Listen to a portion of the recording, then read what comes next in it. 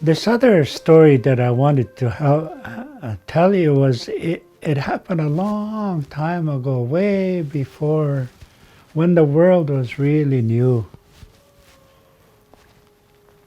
And this small camp wasn't very big. There was only a couple of hundred people there. But they were the, they were hungry. They just weren't able to get enough food to have in the community. They were running short, and they were really conserving, really trying to save a little bit each day. The hunters went all over the place to try and find food, and they couldn't find anything. One day, there was a stranger walking by. And right away, the scouts, they noticed that. They ran to the chief and he said, "Hey, there's a stranger walking." "Well, invite him in." He said, Don't let him walk away without anything." They brought him to the chief's teepee. "Come in, sit down." And he was not of their kind. He was a different man. "Sit down," the chief said. "We're just about to have a little bit of food. We don't have much, but we want to share this little bit we have with you." So they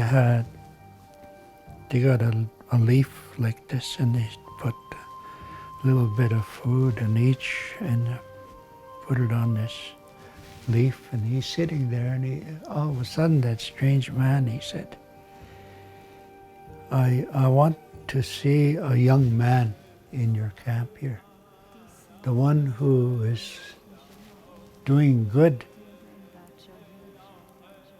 So they called this young man. They knew they called him. He brought him in. He sat down, and he said, that strange man, he said to this young man, he's not of their kind, but he spoke Dakota.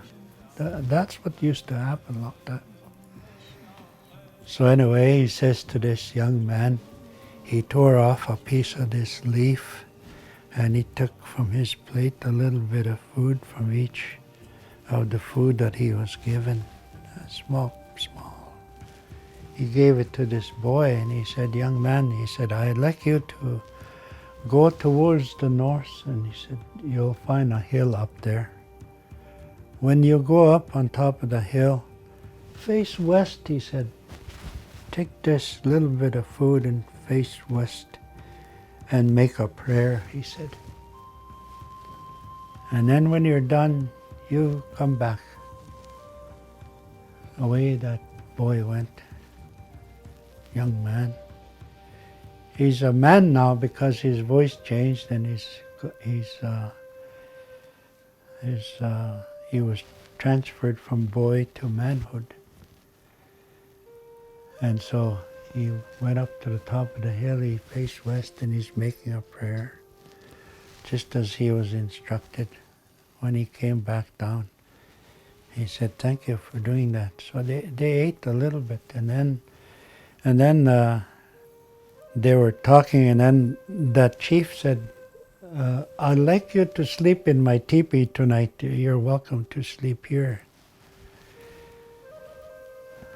"Okay," that man said, "in the morning, I'm going to be gone," he said.